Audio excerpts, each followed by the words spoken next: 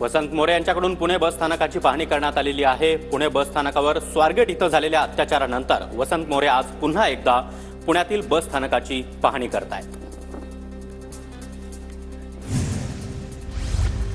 स्वारगेटमधील अत्याचार प्रकरणी तपासाला वेग, आरोपी उसाच्या शेतामध्ये लपल्याचा संशय, ड्रोनच्या माध्यमातून तपास। घटनेनंतर आरोपी बसनं त्याच्या घरी गेला होता। राज्य परिवहन विभागाचा अजब कारभार, अवैध रिक्षा पार्किंगचं पत्र 22 तारखेला तयार केलं, मात्र 25 तारखेला दिलं। स्वारगेट बस स्थानकातील घटना घडल्यानंतर परिवहन विभागाला जाग आली का? पुण्याच्या वाकडेवाडी आगारामध्ये पोलीस मदत केंद्र नाही। नाशिक आगारामध्ये विजेअभावी काळोख, तर सोलापूरमध्ये पार्किंगमध्ये एकच सुरक्षा रक्षक। रत्नागिरीसह कोल्हापुरात देखील एसटी आगारात लाईटची व्यवस्था नाही। TV9 मराठीकडून रियालिटी चेक। धुळे बस स्थानकातील सुरक्षा व्यवस्था वाऱ्यावर, बस स्थानकामध्ये 4 कोटी रुपये खर्चून देखील CCTV कॅमेरे नाहीत। स्थानकातील काँक्रिटीकरणाच्या कामामुळे प्रवाशांना नाहक त्रास। नाशिक शहरामधील बस स्थानकांवर मद्यपींचा वावर, मेळा बस स्थानक आणि ठक्कर बाजार बस स्थानकातील वास्तव, महिलांची सुरक्षा वाऱ्यावर, अनेक CCTV कॅमेरे बंद। वादानंतर अखेर 6 दिवसांनंतर महाराष्ट्र कर्नाटक बस सेवा सुरू। कर्नाटक प्रशासनाकडून देखील आजपासून बस सेवा पूर्ववत केली जाणार, प्रवाशांना मोठा दिलासा। प्रशांत कोरटकरवर कारवाईच्या मागणीसाठी कोल्हापुरात आंदोलन, खासदार शाहू महाराज छत्रपती आंदोलनामध्ये सहभागी। कोरटकरला अटक झालीच पाहिजे, शाहू महाराज यांची मागणी। कोल्हापूर पोलीस प्रशांत कोरटकरला ताब्यात घेणार, प्रशांत कोरटकरचा फोन बंद असल्याची पोलिसांची माहिती। प्रशांत कोरटकरच्या घराची पोलिसांकडून तपासणी सुरू। सिंधुदुर्गात महिलांच्या सुरक्षेचा प्रश्न ऐरणीवर, पोलीस कक्षामध्ये पोलीस कर्मचारीच नाहीत। TV9 मराठीचा रियालिटी चेक। बस स्थानकामध्ये मोठी गर्दी असताना पोलीस नसल्यानं सुरक्षेचा प्रश्न ऐरणीवर। महत्त्वाच्या 2 मागण्यांपैकी एक मागणी पूर्ण झाली आहे, इतर 6 मागण्यांचा ड्राफ्ट SP साहेबांना देणार। निकमांनी उपोषण मागे घेण्याची विनंती केली, धनंजय देशमुख यांची माहिती। सूर्यवंशी कुटुंबियांनी प्रकाश आंबेडकरांची भेट घेतली, सोमनाथ सूर्यवंशींना न्याय मिळवून देण्याबाबत भेटीमध्ये चर्चा। मानवाधिकार आयोगाची परभणीच्या जिल्हाधिकारी पोलीस अधीक्षकांना नोटीस। सुरेश धस यांची 5,000 रुपयांची फसवणूक, कृष्णा आंधळेला पकडून देण्याच्या बहाण्यानं फसवणूक करण्यात आली, तर खासदार बजरंग सोनवणेंना देखील फसवण्याचा प्रयत्न। सोलापूरच्या पंढरपूरमध्ये आम सभेदरम्यान भाजपचे माजी आमदार प्रशांत परिचारक आणि आमदार अभिजित पाटील यांचे कार्यकर्ते आमने-सामने। निकृष्ट कामांच्या मुद्द्यावरून परिचारकांच्या कार्यकर्त्यांचा गोंधळ, पोलिसांच्या हस्तक्षेपानंतर सभा सुरळीत। धुळ्यामध्ये आयुक्तांच्या घरासमोर ठाकरे गटाचं आंदोलन, धुळे महानगरपालिकेचं थकबाकीदार मालमत्ता धारकांच्या घरापुढे ढोल वाजवत वसुली सुरू, याविरोधात ठाकरे गटाकडून निषेध व्यक्त। कराडमधील नीलम शिंदेंची अमेरिकेमध्ये मृत्यूशी संघर्ष, पालकांना अमेरिकेमध्ये जाण्यासाठी मेडिकल इमर्जन्सी व्हिसा देण्यासाठी भारताच्या परराष्ट्र मंत्रालयाकडून दखल।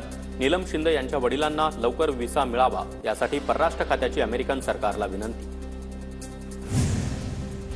अहिल्यानगरच्या शिर्डीमध्ये उंच वाहनांना नो एंट्री, नगर मनमाड महामार्गावर हाय बॅरियर्स लागणार। साई मंदिर परिसरामधील वाहतूक कोंडीची समस्या दूर करण्यासाठी उपाययोजना। पाथर्डी तालुक्यातील परीक्षा केंद्रांवर नायब तहसीलदाराला कॉपी पुरवताना रंगेहात पकडलं, अनिल तोरडमल असं पकडलेल्या नायब तहसीलदाराचं नाव। नायब तहसीलदार स्वतःच्या पाल्याला कॉपी पुरवत असल्याची माहिती। सातारा जिल्हाधिकारी कार्यालयामध्ये 33 पुनर्वसित गावांची बैठक संपन्न, आमदार मनोज घोरपडे यांच्याकडून बैठकीमध्ये पुनर्वसनाचे प्रश्न मार्गी लावण्याचे आश्वासन।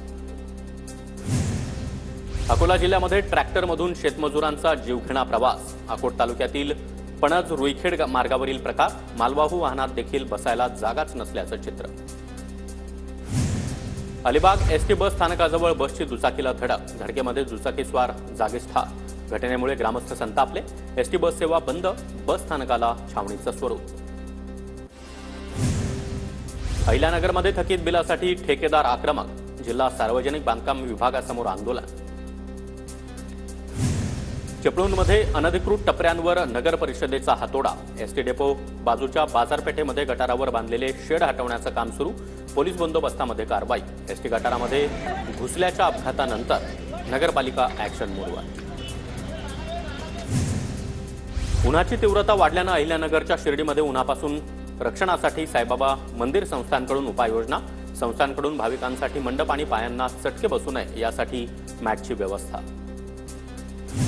मराठी भाषा दिनाच्या निमित्तानं नाशिकमध्ये कुसुमाग्रज प्रतिष्ठानच्या वतीनं कुसुमाग्रजांना अभिवादन. ज्येष्ठ साहित्यिक कुसुमाग्रजांच्या निवासस्थानी अभिवादन करत त्यांच्या साहित्यिक योगदानाची आठवण. जळगावच्या बाजारपेठेमध्ये टरबुजाची आवक मोठ्या प्रमाणात. मात्र टरबुजाला भावच नसल्यानं टरबूज उत्पादक शेतकरी चिंतेत. लावलेला खर्चही निघत नसल्यानं शेतकरी अडचणीत. लातूर शहरामधील अनेक भागांमध्ये सलग दुसऱ्या दिवशी नळाद्वारे पिवळसर पाण्याचा पुरवठा. लातूर महानगरपालिकेकडून पाणी पिण्यायोग्य असल्याचं स्पष्टीकरण. मात्र पिवळ्या पाण्याचा पुरवठ्यामुळे नागरिकांमध्ये भीती. वर्ध्यातील हिंगणघाट इथल्या सांडपाणी शुद्धीकरण प्रकल्प लवकरच पूर्ण क्षमतेनं कार्यान्वित करणार. वना नदी संवर्धन समितीला नगरपालिकेच्या अधिकाऱ्यांचं आश्वासन. यासह सांडपाणी शुद्धीकरण करण्याची समितीची मागणी. तुळजापूर ड्रग्ज प्रकरणामध्ये आणखी एकाला ताब्यात घेतल्याची माहिती. एका प्रतिष्ठित व्यक्तीला पोलिसांनी ताब्यात घेतल्याची सूत्रांची माहिती. ड्रग्ज प्रकरणामध्ये आतापर्यंत 4 जणांना अटक. हिंगोलीमध्ये नळाला पाणी येत नसल्यानं ग्रामस्थांचं पाण्याच्या टाकीवर चढून आंदोलन. जोपर्यंत पाणी येत नाही तोपर्यंत आंदोलन सुरूच ठेवण्याचा इशारा. सांगली जिल्हा मध्यवर्ती बँकेची 60 जणांवर जप्तीची कारवाई. घर बांधणी व्यवसायासह शेतीवर कर्जाच्या थकबाकीमुळे जप्तीची कारवाई करण्यात आली. यवतमाळमधील मारेगाव इथल्या देशदारू दुकान बंदीसाठी महिलांचं साखळी उपोषण. त्वरित दारू दुकानं बंद करण्याची मागणी. धार्मिक स्थळाजवळ दारूचं दुकान असल्यानं महिला आक्रमक. मराठी भाषा दिनी कवी कुसुमाग्रजांच्या आठवणींना उजाळा. आज कुसुमाग्रज यांच्या वाढदिवशी त्यांच्या निवासस्थानी कार्यक्रमाचं आयोजन.